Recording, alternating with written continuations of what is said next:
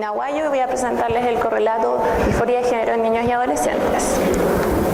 Vamos a hacer una pequeña introducción, definir conceptos relevantes, ver la epidemiología actual, cómo hacer el diagnóstico, la psicopatología asociada al diagnóstico, la conducta suicida y el acoso escolar en relación a pacientes con disforia de género, la normativa nacional en relación a personas trans y el tratamiento hormonal y unas conclusiones.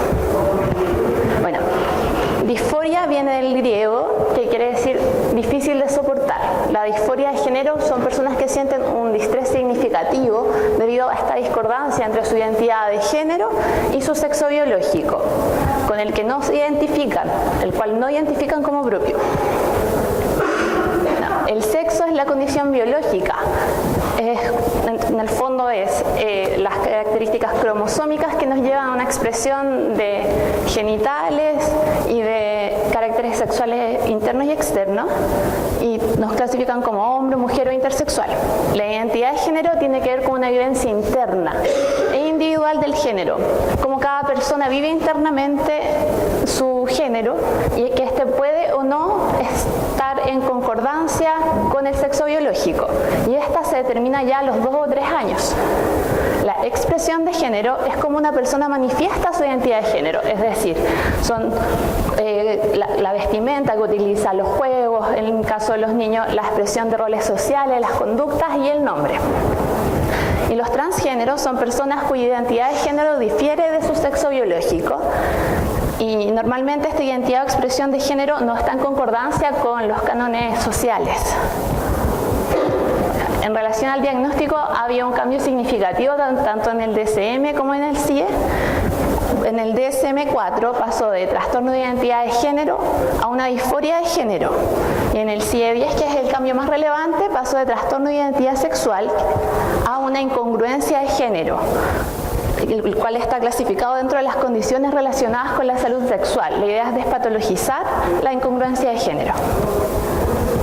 Dentro de los criterios diagnósticos, tanto en el DSM-5 como en el CIE-11, tenemos que la disforia de género se separa en niños y adolescentes y adultos. En el caso de los niños y adultos, lo que tienen en común es la marcada incongruencia entre el sexo que uno siente y el que expresa. Y en el caso de los niños exige que haya 6 meses de 6 o más de las siguientes características, que es este poderoso deseo de ser del otro sexo o insistir en que uno pertenece al otro sexo, una fuerte preferencia por utilizar vestimenta, atuendos en relación al sexo opuesto, un rechazo a ocupar vestimentas del sexo biológico, una fuerte preferencia también por representar el papel del sexo opuesto, una marcada preferencia por los juguetes, por los juegos y por las actividades que realizan los del sexo opuesto, y un rechazo por los del sexo biológico, y una marcada preferencia por compañeros de juego del sexo opuesto.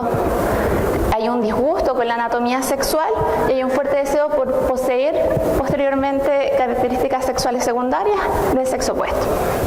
En el caso de los adolescentes y adultos, se tiene que cumplir con 2 de las siguientes características, que es una marcada incongruencia entre el sexo que uno siente o expresa y los caracteres sexuales primarios y secundarios, un fuerte deseo por desprenderse de estos caracteres sexuales propios, tanto primarios como secundarios. En el caso de los adolescentes puede ser un marcado rechazo a desarrollar estos caracteres sexuales secundarios, un fuerte deseo por poseer los caracteres sexuales correspondientes al sexo opuesto, un fuerte deseo de ser del sexo opuesto, un fuerte deseo de ser tratado como alguien del sexo opuesto, y una fuerte convicción de que uno tiene sentimientos y reacciones propias del sexo opuesto. El CIE-11, las características son muy parecidas.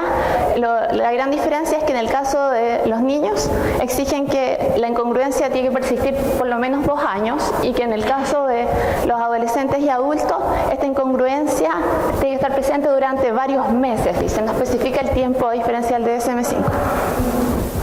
En relación a la epidemiología, bueno, la las estimaciones de prevalencia varían de forma consistente entre distintos países. Tenemos, por ejemplo, que en Holanda la prevalencia de varones biológicos transgéneros es 1 a 11.900 y de mujeres biológicas 1 a 3.400, mientras que en Inglaterra la incidencia es 3 por cada 100.000 habitantes. Lo que sí es algo que se encuentra en común es que el cociente de transexuales femeninos, es decir, hombres que transitan a mujeres, siempre es mayor que el de hombres. Y en relación a la población infanto-adolescente, Estados Unidos hicieron una encuesta el año 2017 por parte del CDC, donde se encontró que 1.8 de los estudiantes de educación secundaria de Estados Unidos se identifica como transgénero. En Chile hay pocas estadísticas. El Móvil hizo un censo el año 2012 donde la prevalencia estimada eran 266 hombres y 717 mujeres. Y en relación a la población adolescente, lo que encontramos fue que la Fundación Todo Mejora, que presta asesoramiento y apoyo a niños y adolescentes pertenecientes a la comunidad LGBTI, realizó una encuesta nacional de clima escolar el año 2018, donde encontraron que un 8.5% de los estudiantes, pero que participaron de esta encuesta, se identifica como transgénero. En relación a la comorbilidad, como decía la doctora, el 40% presenta síntomas depresivos, un 20% es víctima de acoso escolar, y en cuanto al intento de suicidio, el 40% es la prevalencia de vía de intentos de suicidio y un 20% el último año. En el caso de los hombres se encuentra además que un 26% presenta comorbilidad con TEA y un 25% abuso de sustancias.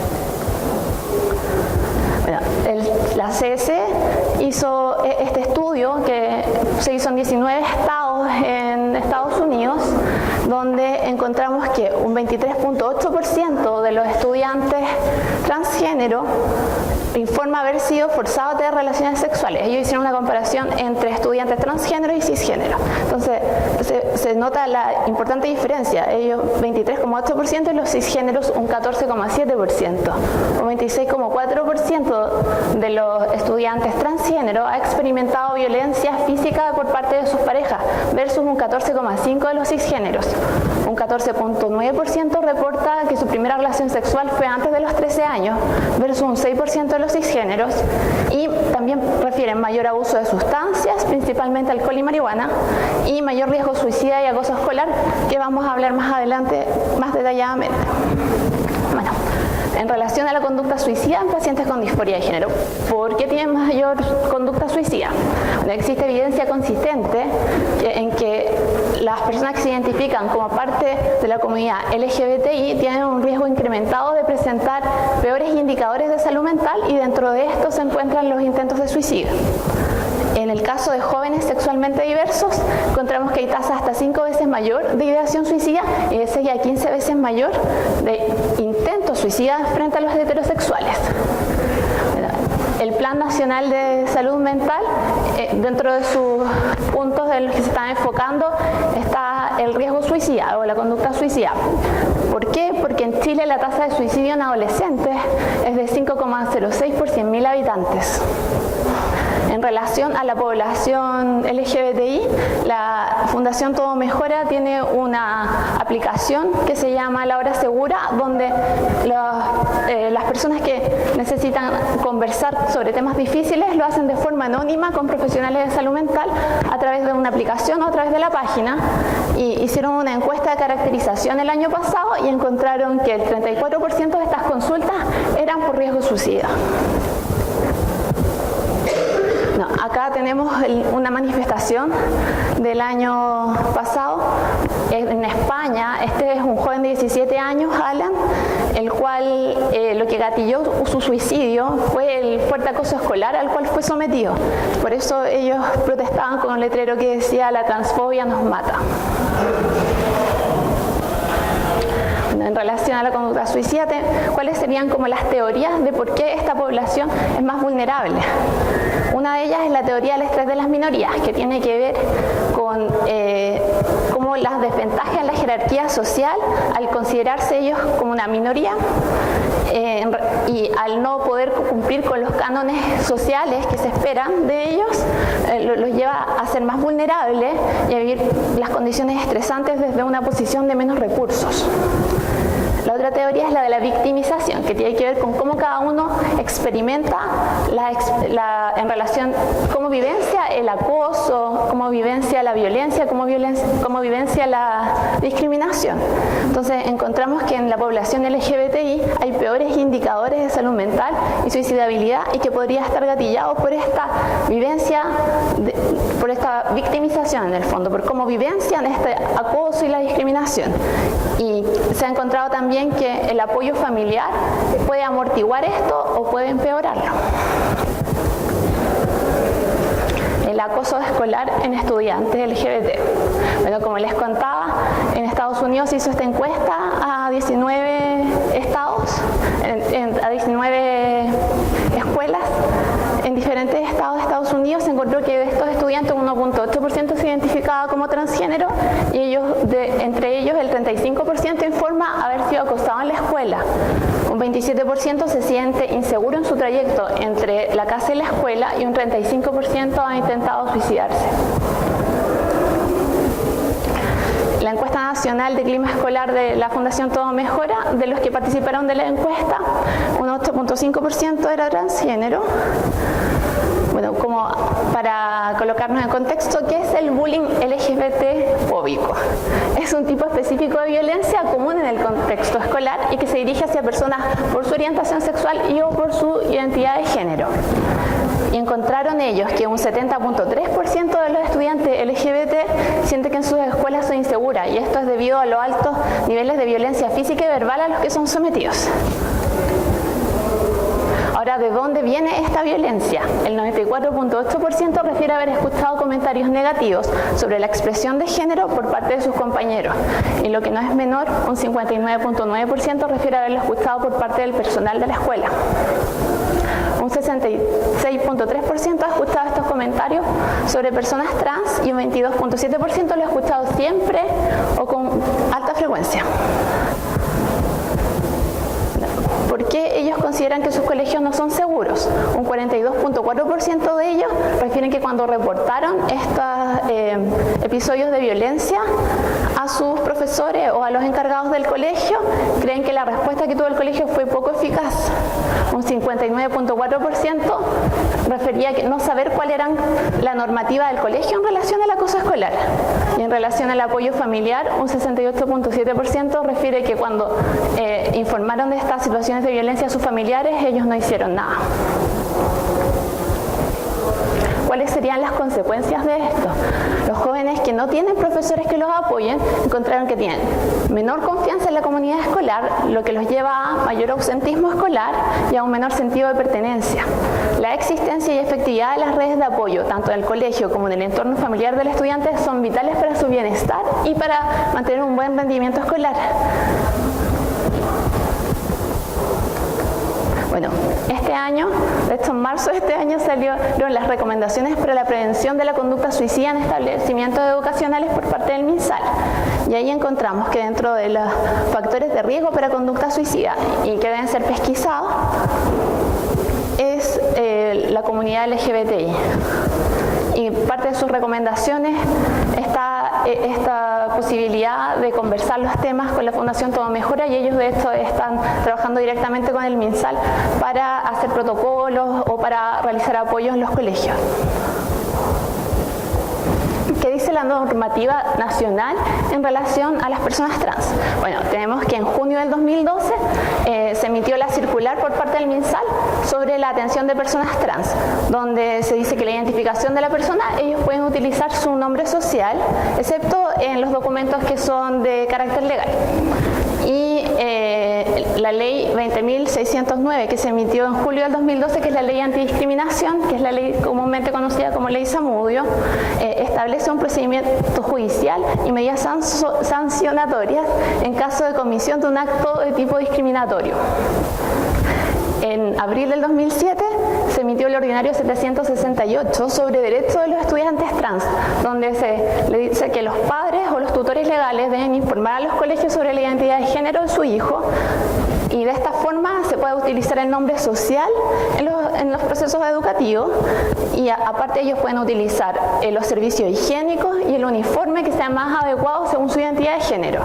Y en el caso de documentos oficiales, ahí sí se utiliza el nombre legal. Ahora vamos a hablar un poquitito sobre el tratamiento, y específicamente sobre el tratamiento hormonal de pacientes trans. Quiero leerles una frase de Henry Benjamin, que es un endocrinólogo y sexólogo que trabajó con esto, que dice: me gustaría recordar a todos un hecho importante y fundamental, la diferencia entre sexo y género. Sexo es lo que se ve, género es lo que se siente, y la armonía entre ambos es esencial para la felicidad humana.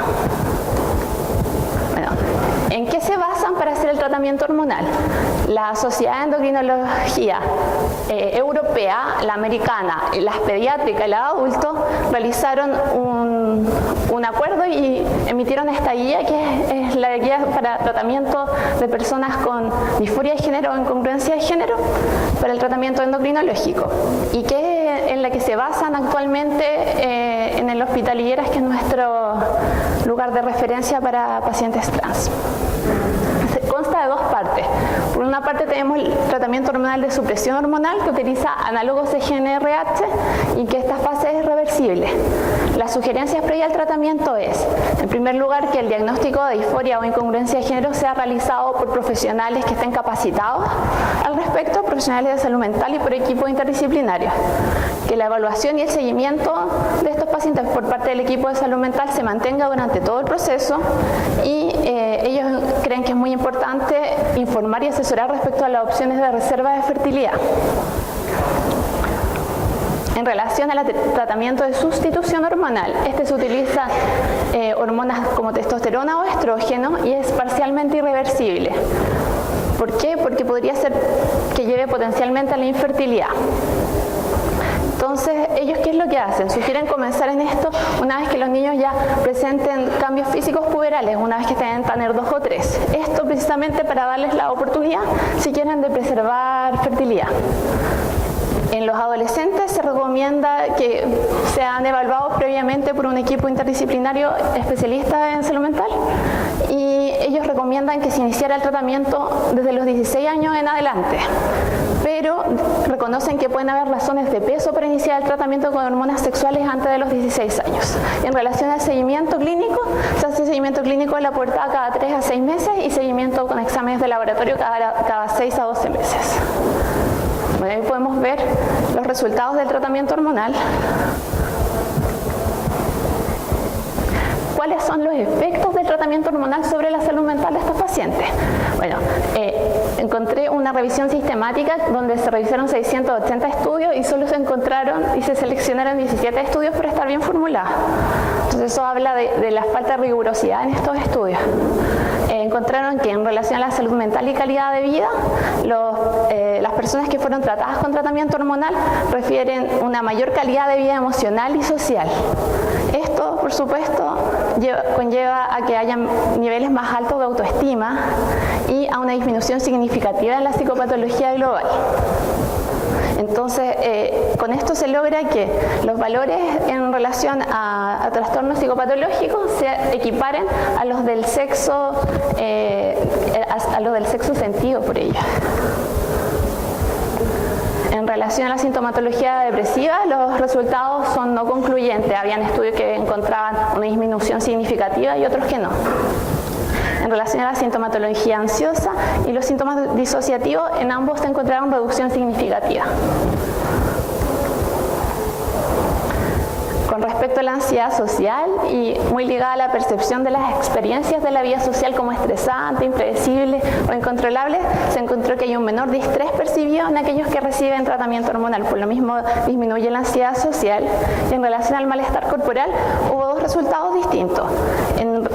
En el caso de hombres que transitan a mujeres, se encontró que hay un menor distrés en relación al cuerpo, y que a medida que sigan acumulando los tratamientos con estrógeno, iba disminuyendo más.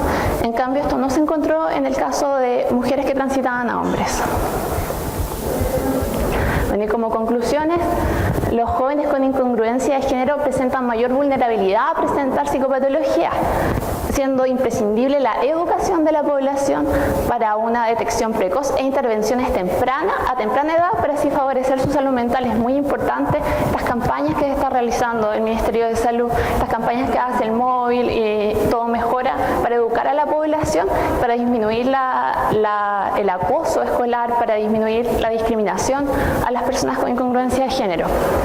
El acoso escolar y el riesgo suicida de estudiantes con incongruencia de género es mayor que el de la población cisgénero, haciendo necesario el diseño de políticas públicas como es la creación de leyes, protocolos y guías clínicas como es, por ejemplo, la ley de antidiscriminación, el ordinario sobre derechos de los estudiantes trans y las recomendaciones para la prevención de conducta suicida en establecimientos educacionales. Es de gran importancia el trabajo en conjunto entre salud, educación y poder judicial para lograr una satisfactoria integración de estos estudiantes con incongruencia de género a sus recintos educacionales. El colegio debe ser un lugar seguro para todos los estudiantes. Y es relevante considerar la terapia hormonal como tratamiento en adolescentes con incongruencia de género, dado los beneficios potenciales que trae para su salud mental. Muchas gracias.